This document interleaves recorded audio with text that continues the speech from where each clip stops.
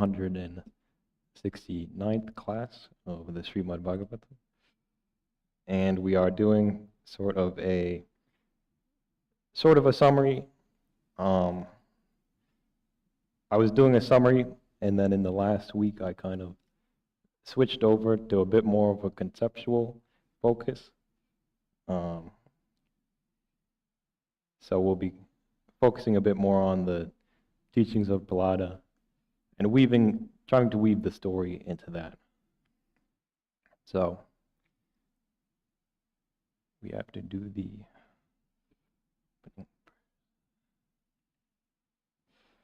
opening chant.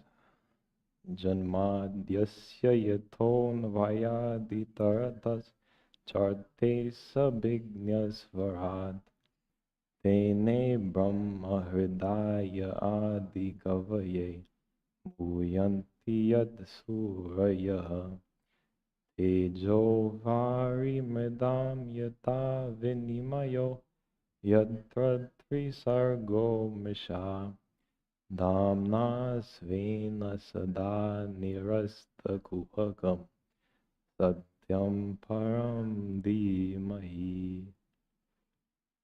That from whom creation, sustenance, and dissolution of the universe take place, who is both the instrumental and material cause of it, who is omniscient, is the only one having self-mastery, being the one independent entity, who illumined the mind of Brahma with the Vedic revelation, whose wisdom is the wonder of even the greatest sages, in whom the world of the three gunas subsist just as the combination of materials like fire, water, and earth subsist in their causes without changing their elemental nature, in whose consciousness there is nothing false.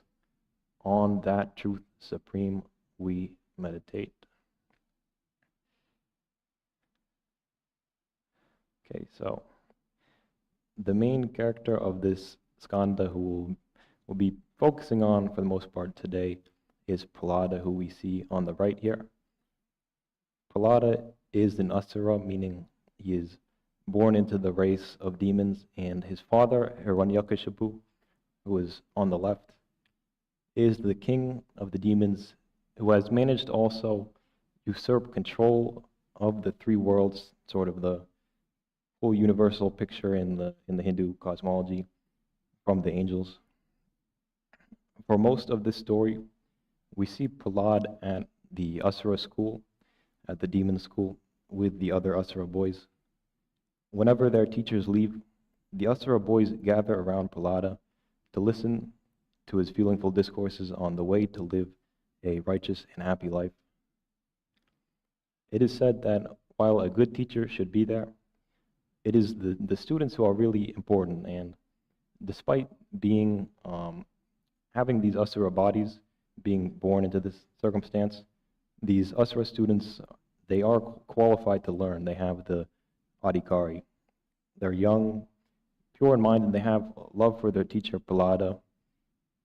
So Prahlada teaches them about the full range of ideas, expounding the good, the Bhagavad Dharma, and warning of the bad, the worldly values. He explains the system of spirituality, the Bhagavad Dharma, in its aspects and excellence. He speaks about the qualification needed to practice spiritual disciplines. He warns of the real destination of those who pursue only the worldly values of pleasure, wealth, and material power. And we also see how this whole universal system of love and war is a manifestation of the Lord's power of Yogamaya. So, Prahlada carefully counteracts the programming that these boys have received from Hiranyakashipu's brainwashing schools. We see how adept Hiranya is in twisting the Vedic ideas for his selfish usages. So it's not hard to imagine how devious his henchmen at these schools must be. They would be knowing much more than even the American marketing companies.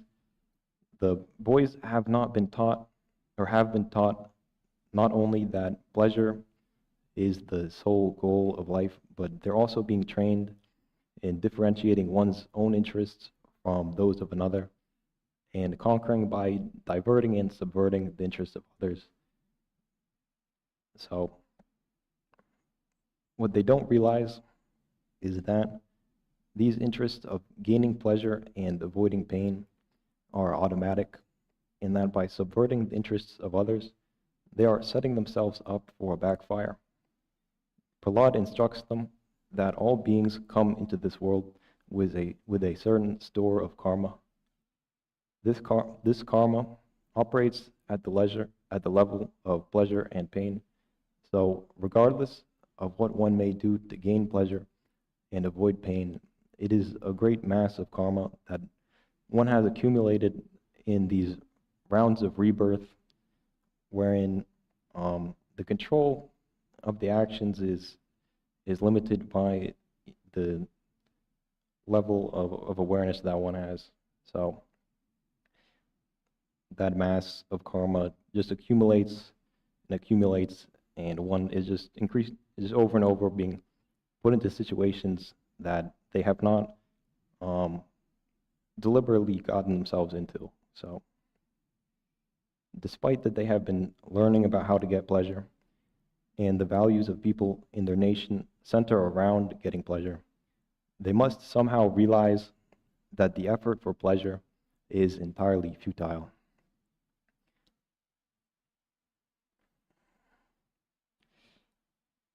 This is because, yes, karma operates at the level of pleasure and pain, so, okay, I did cover that. But there is a way out of this dangerous karma. There is a potential. Through effort in spiritual disciplines, one can shoot above the plane of birth and death in ignorance. It's like breaching the storm clouds in a jet plane to see the sun above, but the jet only has so much fuel, so we cannot mosey around at the low level of selfish thinking. This is another main point of Prahlada's, that human life is short and fragile, and without beginning at a young age, there is a smaller chance at gaining this highest action of surrender to God. In Swami Brahmananda's compilation of Sri Ramakrishna's teachings, we find the same perspective. There is a chapter on adhikari, the qualification for sadhana, and Thakur does not much talk about the sadhana chatushtai of Vedanta that would usually be associated with adhikari, with the qualification. But rather we see that each quote focuses on this point of starting young. One analogy given is that the mind is like a packet of mustard seeds, and once that packet has been broken and it's been spilled out, it's extremely difficult to recollect the individual seeds. Another is that when a parrot has become old, its throat becomes hardened and it becomes more difficult for it to learn how to sing. So, Prahlada expands on this point of the urgency of starting spiritual disciplines young. A wrong sense of duty leads to the samsara of continuous rebirth.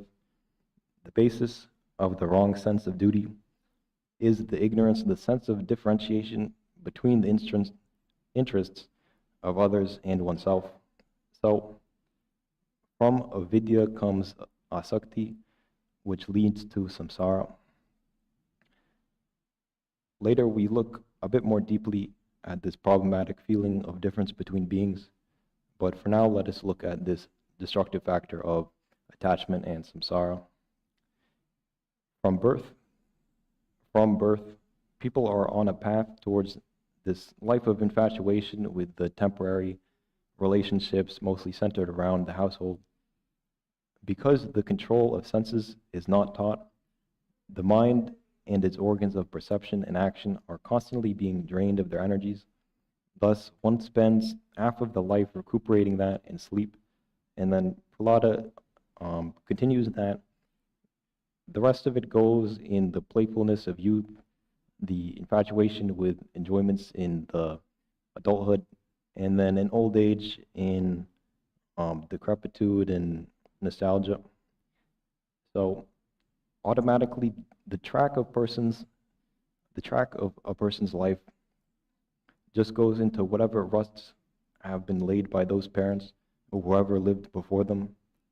And in most cases, the parents went for the automatic results and neglected the potential treasure of eternal spiritual life.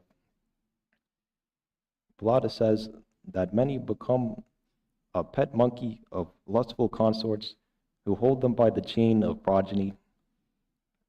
And isn't this more true today than it was probably even in that nation of demons where we see so many examples? Earlier, when Hiranyakashipu first asked Prahlad what he had learned at Asura school, his answer about the household is relevant here. Prahlad unflinchingly told his demon king of a father that the best thing he learned is that it would be best if people abandoned their households that have become these dens of infatuation, imprisoning the owners in a life of darkness. For beings who are overpowered by body consciousness, the object network of the family and the household blind them to the fact of the samsara that they are enmeshed in. Hiranyakashipu laughs this off, but when Prahlada responds similarly in the second exam, Hiranya flies into a rage. Hiranya is everything that Prahlad is condemning.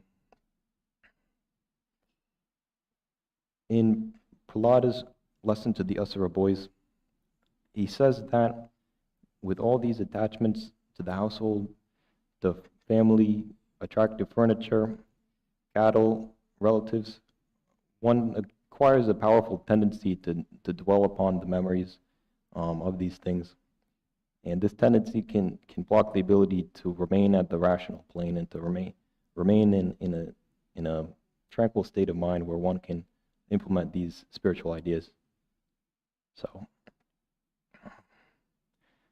the life of Prahlad's father, Hiranyakashipu, is a warning of the danger of worldly values, and in fact, his scriptural knowledge is transformed into a weapon by his lack of a higher value system, the Bhagavad Dharma.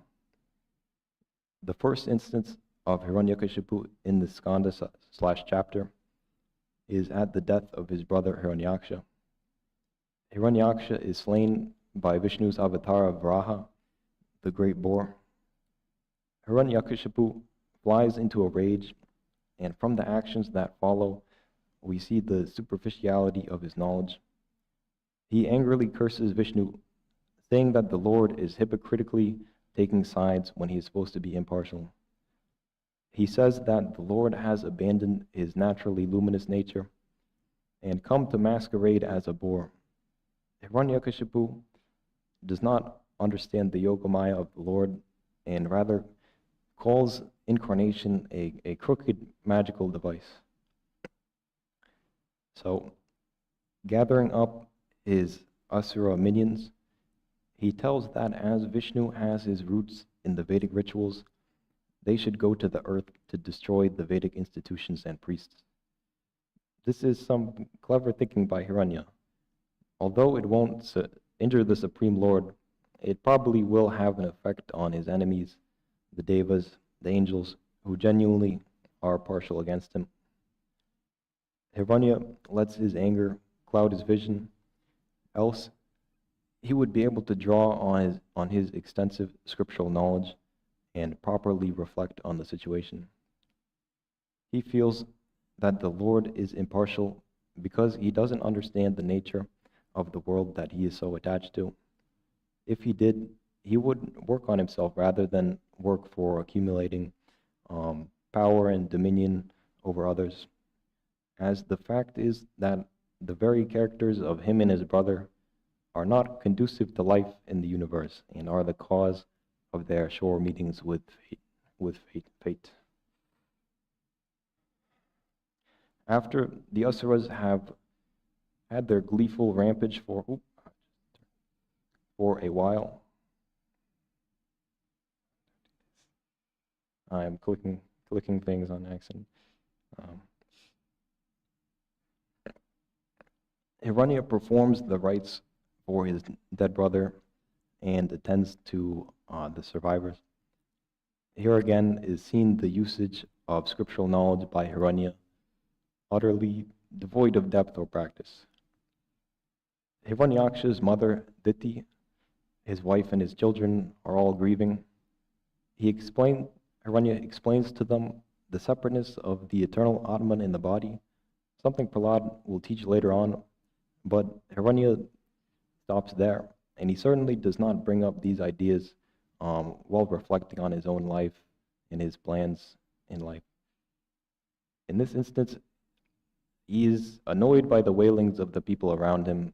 He wants his business of material power to continue without these disturbances, and just maybe he has a bit of a soft spot for Diti, who is actually his mother as well. Thus, he uses his sharp intellect to placate them with these powerful ideas of Vedanta.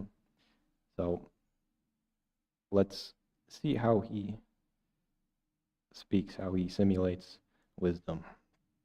So he says very, very logically accurate things. This attribution of body for the bodiless Atman is a misapprehension.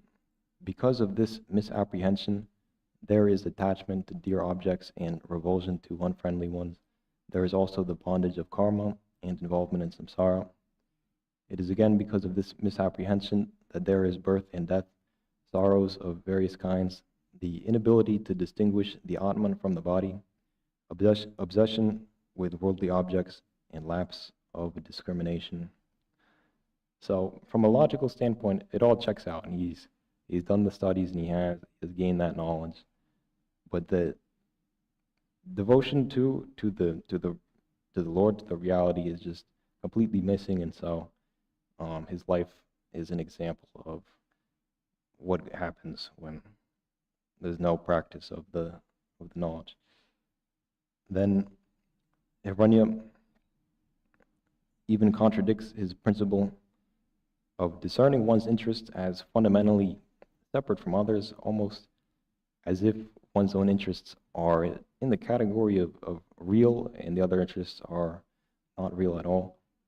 He says, therefore, you should entertain no sorrow about yourself and others, apart from the ignorance-born sense of distinction made by creatures between self and others, who in reality is the self and who the other, who really one's own and who of the others. So, Hiranyakashipu is successful in this consolation. Diti and the others are relieved of their grief, and it's narrated that they were able to fix their minds on spiritual ideals as a result of that, so good for them. Swami Yogamananda told a story about a professor and a Zen master. The professor comes to the Zen master asking if he can be a disciple to him. The Zen master says, yes, good, let's have some tea first. He begins to pour tea for the professor, and he continues, and then the cup is spilling over, upon which the professor exclaims, hey, what are you doing? My cup is full. The Zen master says, your cup is too full. I can't pour anything more into it. That his cup was full seemed obvious to the professor when the example was external and physical, but he never took himself as the subject of analysis. Then he wouldn't have come to the master with this pretense in mind.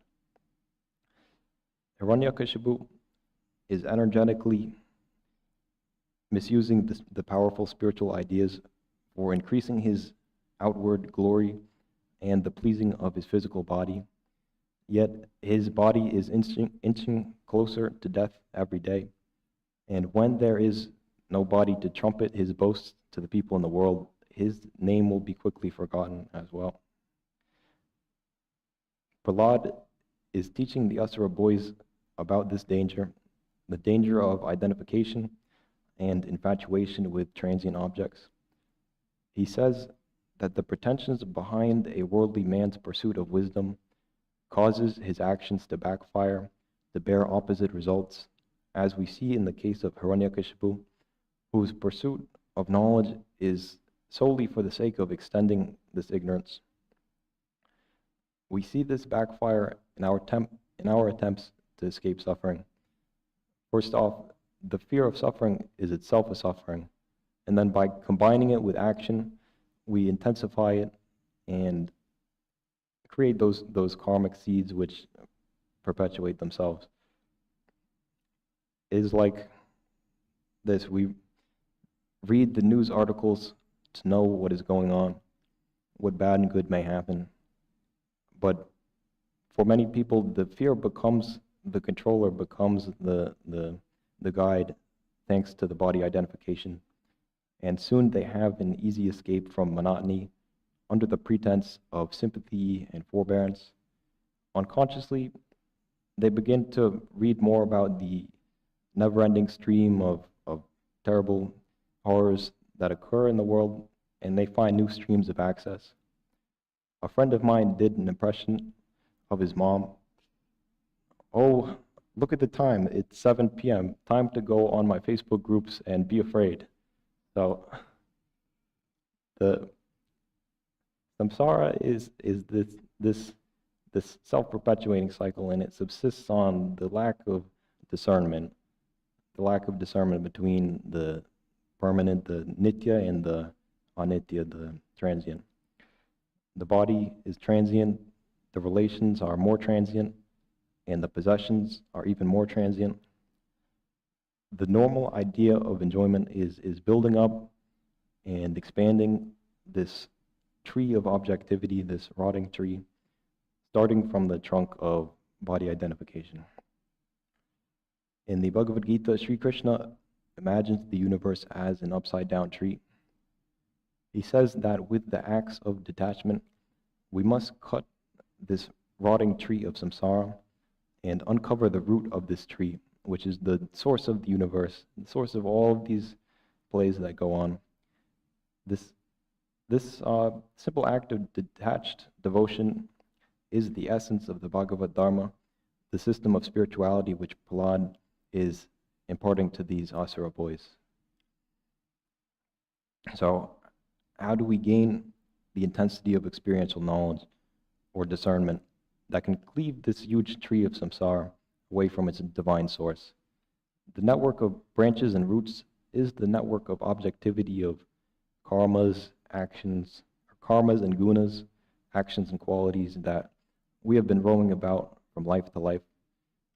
From life to life, we have been under the impression that developing this network is our duty.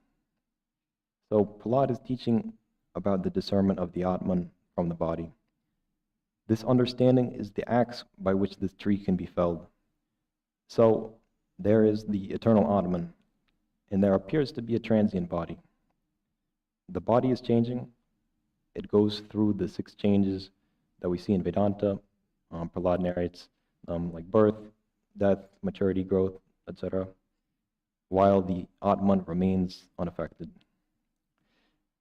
The body also is a changing complex of the materials of Prakriti or nature. Prahlada goes into depth about the Mahatattvas and the Mula Prakriti and all these things. They're more or less subtle materials, and they are sort of molded together into this complex. But what makes them a whole, it's the Atman, it's the integrating principle. We see that our hands do not get into fights with each other. It's because they are integrated into the same spirit. And Prahlada says that the Atman is also the witness.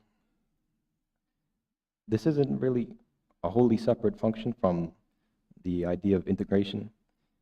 A body spoken of without being witnessed by a Purusha, a person, is just dead information.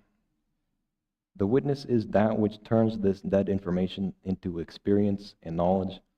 We also see that the body does not witness the person. In simple terms, we see the importance of this discernment in the case of death, At the moment consciousness leaves the body, its vital functions cease and it begins to decay. But if at any moment we are identified with the Atman, then at that moment we are the eternal, we are the eternity. Another clue Prahlada gives for making this discernment is that all of objectivity exists only within the three states of waking, dreaming, and deep sleep. Knowing that these states themselves are only modifications of the intellect, the mental body, we can cut off all objectivity with one stroke of detachment's axe. All of these clues, the three states, death, witnessing, integration, changefulness of the body, are all relatively continuous, pervasive aspects of our experience. If we work to experience these as clues pointing to our real nature, we will quickly gain this intense experience of something beyond the body and mind. Prahlada says that the seed which generates the trees of samsara is the ignorance of this Atman.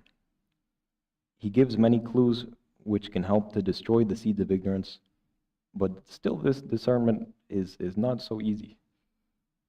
That's why the next thing he says is that the easiest way to destroy this ignorance is not by trying to directly awaken an all-consuming current of continuous discernment, but rather he recommends the path of devotion, the practice of virtues, stimulating this deep devotion towards the Lord. But first, let's cover a bit more of the story of this seventh skanda of the Bhagavatam by looking at some more actions of Prahlada's father, the universal dictator, Hiranyakashipu. When consoling his brother's grieving family, Hiranyakashipu extensively quoted the scriptures. Those who had ears heard, but for Hiranya, it seems it was in one ear and out of his mouth, as he is not in the least bit relieved by his brother's survival as the Atman. He now takes up the resolution to do intense tapas, spiritual disciplines, to try to catch the attention of Brahma and to get a boon from him of immortality for the body. Hiranya does show quite some inner fire because the tapas he performs is cataclysmic and leaves Brahma awestruck. Narada narrates that from his head emerges the fire of tapas, along with smoke which engulfs the world. Great tremors shake the earth and its oceans, and it sounds just like an asteroid strike, really, in this sort of consuming the whole earth in this sphere of smoke and heat. When Hiranya left heaven to do this tapas, the devas were able to reclaim it, to reclaim heaven, but now they are again thrown into terror by Hiranya's power. They go to Brahma to plead for his help. They explain Hiranya's plan, his desire to supersede Brahma as the sovereign of the Satyaloka, to flip the order of life so that asuras are celestials and vice versa, and his determination to achieve his goal even through many lifetimes. So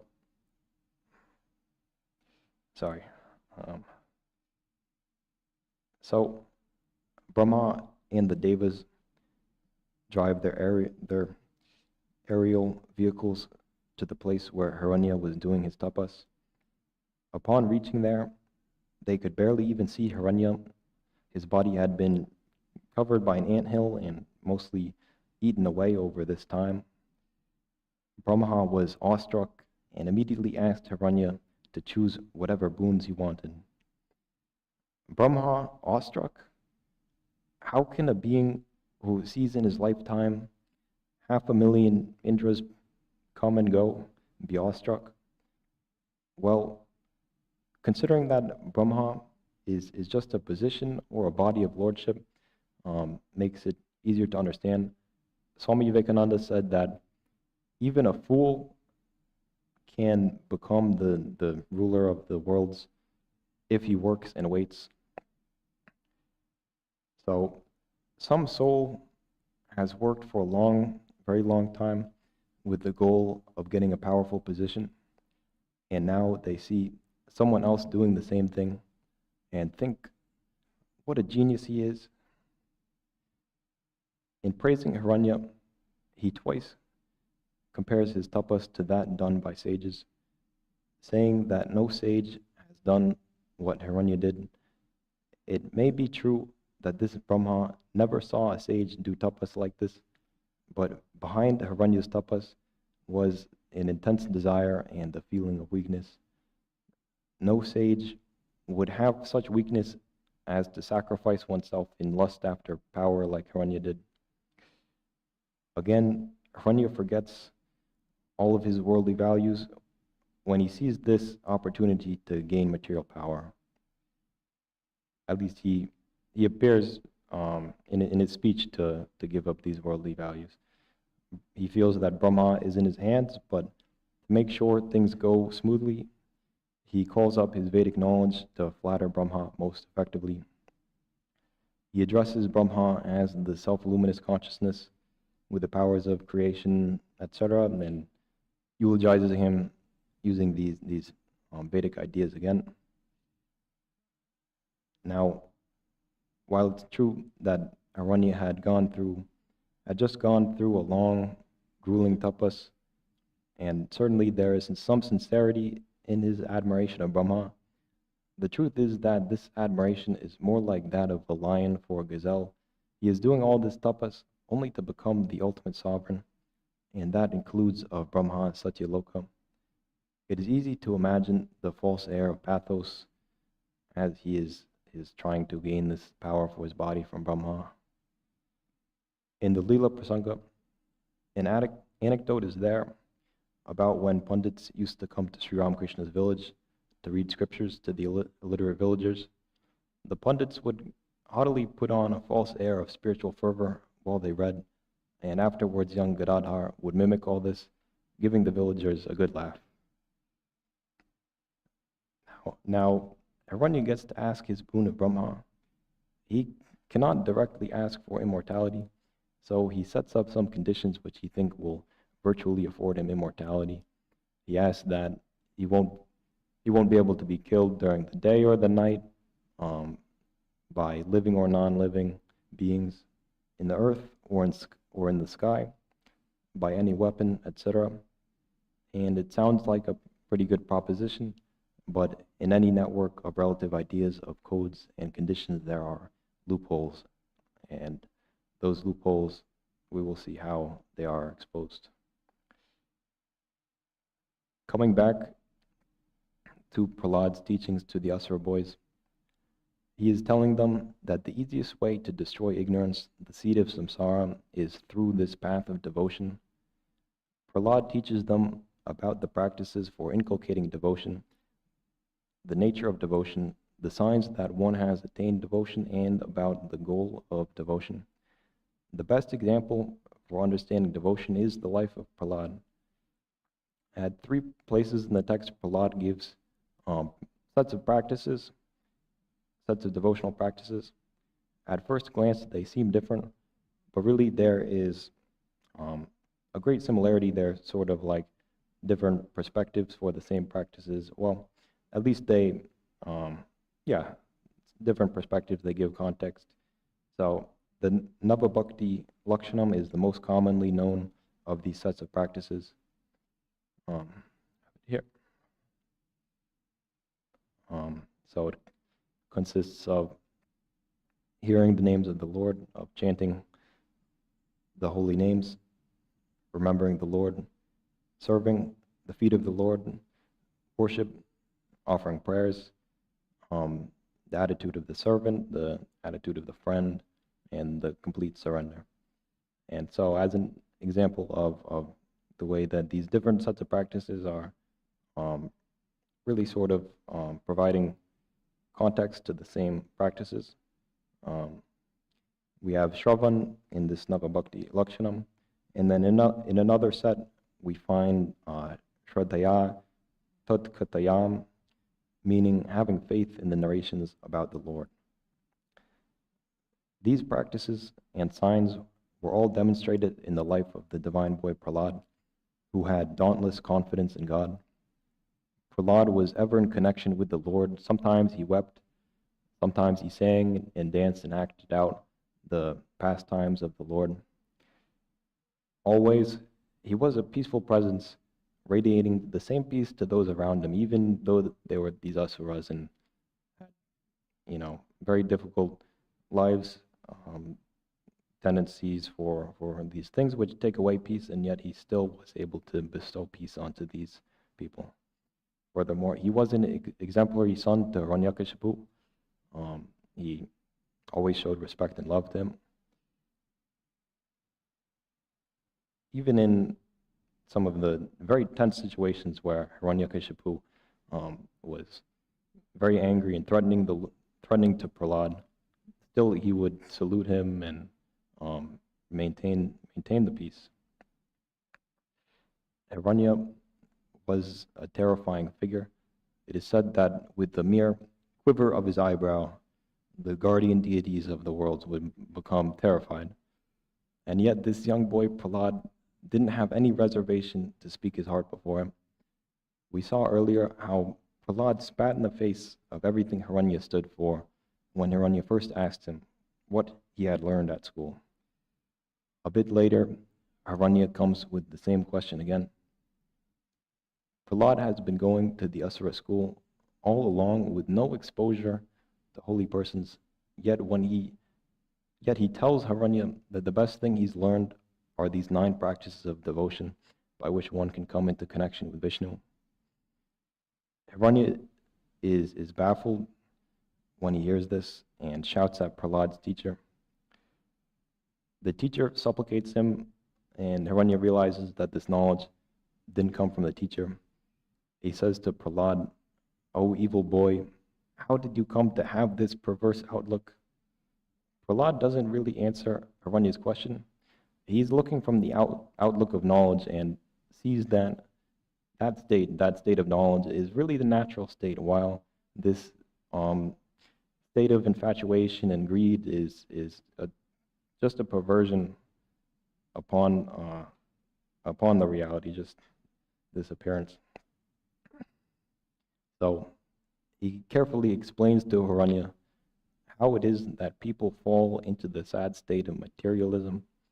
He says that through lack of control over the senses and through the outward going tendency of getting happiness, of taking happiness from the world, one becomes tied into this wheel of samsara. Further, he cuts to the heart of Hiranya's ignorance when he says that these extroverts are like a group of blind men being led by another group of blind men by the rope of Vedic materialism. Earlier, we saw how after Hiranya's brother was killed by Vishnu, his plan was to send his forces into the world and to destroy the Vedic rituals. And so now Prahlad has beautifully revealed the futility of Hiranya's efforts without any fear of repercussion from Hiranya. Another example of Prahlad's resolute devotion comes at the time of Hiranyakashipu's death. After discovering that Prahlad has been teaching this Bhagavad Dharma to his classmates, Hiranya bursts out that he's going to kill Prahlada. Then he asks Prahlada where from he finds the strength to fearlessly ignore the commands of himself, whose anger generates tremors across the 3 worlds, as he says. Prahlad replies that the source of strength for all beings, including Hiranya, is the Supreme Being, who controls all beings from Brahma down to a blade of grass. He tells Hiranya that it is not Vishnu that is your enemy, but your own uncontrolled mind jumping from vices to vices, that to a wise and good man who has conquered this lower self, there can be no enemy, for enemies are the creations of ignorance, these divisions of I and world, this division starting from I and world, which generates all these enemies like friend and foe. So Hiranya bursts out again, "Oh, you fool, you are babbling nonsense in fear now that you are facing death. Where is that Lord of the worlds you speak of, if there be any other than me?" "Everywhere," replies Prahlada. "Why, is he in this pillar then?" questions Hiranya. "I see him there too," replies Prahlada. Hiranya exclaims that he is going to sever Prahlada's head and jumps up. He strikes the pillar with his fist. Immediately a cracking sound escapes the pillar, which shakes the universe. The Lord's incarnation Narasimha then emerges and destroys Hiranyakashipu. Prahlada had no fear because he loved the Supreme Being and saw him everywhere, in everyone, even in that pillar. And through that connection to the Lord, he was physically, mentally invincible. He was established in the reality that can't be caught by fear or sorrow. So the Lord has incarnated through his power of Yogamaya in this form of Narasimha and destroyed the Asura king. But why? That is the question from King Parikshit at the beginning of this chapter, which prompted Shuka, the narrator of the Bhagavatam, to narrate this whole story about Prahlada. He narrates the story as an analog of the event which sparked Parikshit's inquiry. After he had heard of Indra's defeat over the Asuras with the help of Narayana's meditation armor, Parikshit became confused about the Lord's impartiality. So he asked why the Lord is using his Yogamaya to help one side and neglect the other. Shuka says, "Good question," and he assumes that Parikshit has at least somewhat of an understanding that the universe and all the time cycles are the sport of God. Parikshit is curious to better understand this divine sport. How does the Lord's play of Yogamaya work? Parikshit mentioned that the Lord is free from the gunas, and Shuka elaborates on their place in the picture. Indra, the victor in the previous situation, was a deva, and devas, they are characterized by the sattva guna, or the righteous nature. They help maintain the order of the universe. They have extensive scriptural knowledge, etc. So Shuka is explaining that the universe of Prakriti is colored by these gunas. At one time, the universe is painted thickly with one color, with one guna, and at other times with another. Shuka explains that it is no mere coincidence that at a certain time one guna has the universal predominance, because time is an instrument created and projected by the Lord. This time is used to regulate the universal play.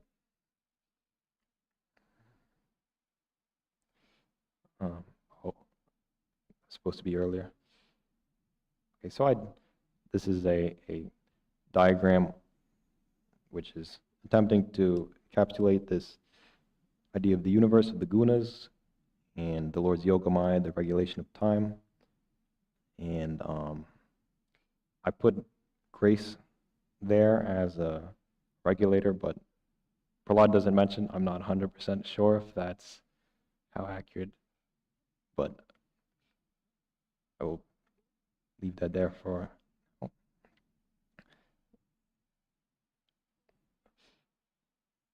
Hopefully this isn't a distraction because it may be a little bit, some things you can't read and then it's a lot of information. So the status of the gunas in the universe, they go on alternating under the control of time, but the Lord does in fact directly act on the universe through his incarnations and his grace. The incarnation is a power of Yogamaya.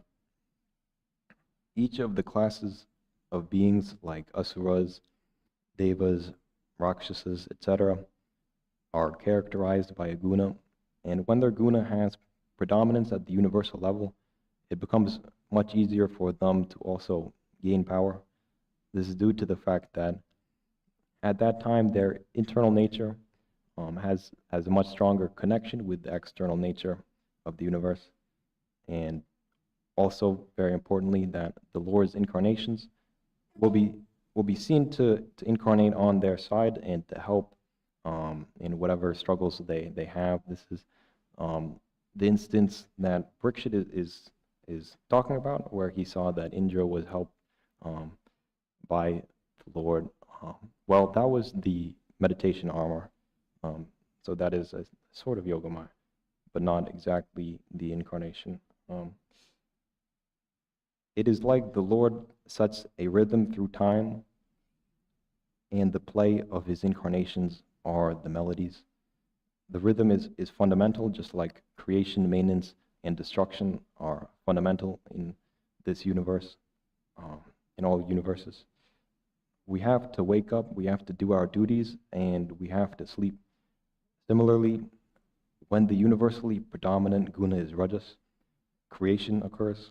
With sattva, the universal order is maintained, and with tamas, the universe is dissolved into the cosmic slumber.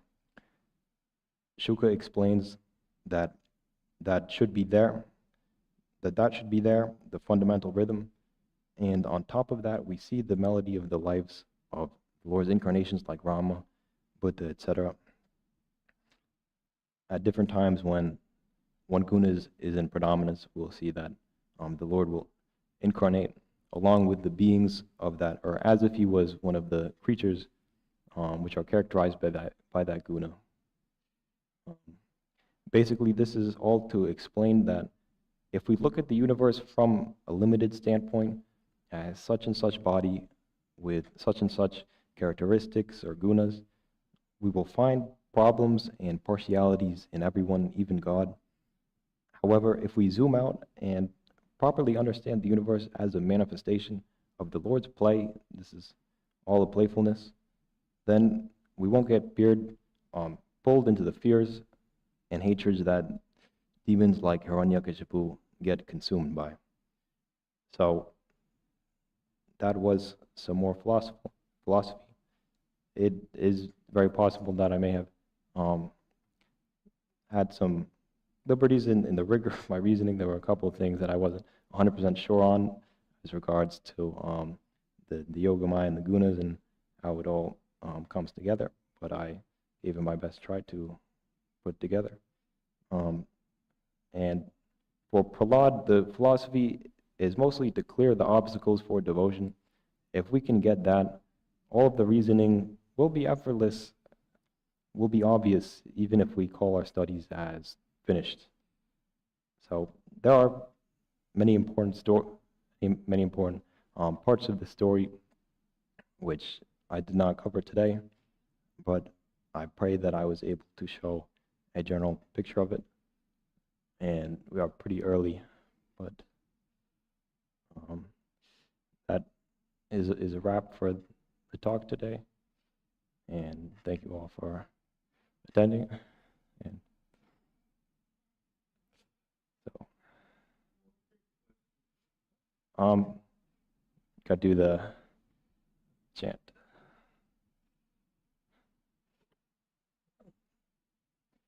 Nigamako pataror gaditam phalam shukumukha damrata davasam yutam pipata bhagavatam rasamalayam muhuraho rasika bhuvipa vukaha.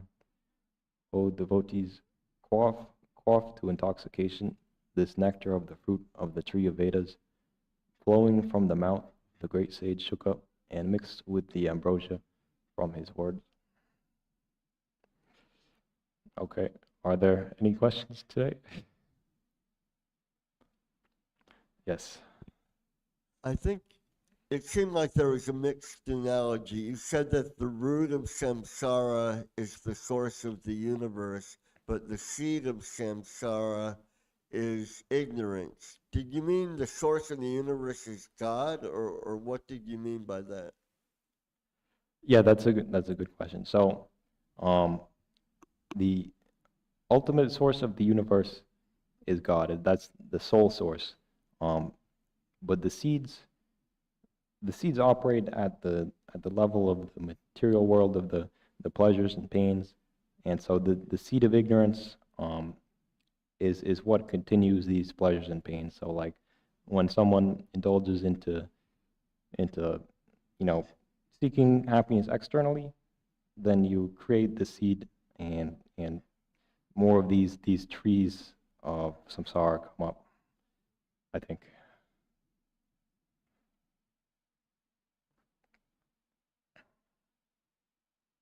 Questions up there? Okay. Okay, and sing the last song. Mukunda Madhava Govinda Mo Keshava Madhava Hari Hari Mo. Mukunda Madhava Govinda Mo Keshava Madhava Hari Hari Mo. Hari Hari Bol, Hari Hari Bol, Hari Hari Bol, Hari Hari Bol. Krishna Krishna Bol, Krishna Krishna Bol, Krishna Krishna Bol, Krishna Krishna Bol. Mukunda Madhava Govinda Bol, Keshava Madhava Hari Hari Bol, Keshava Madhava Hari Hari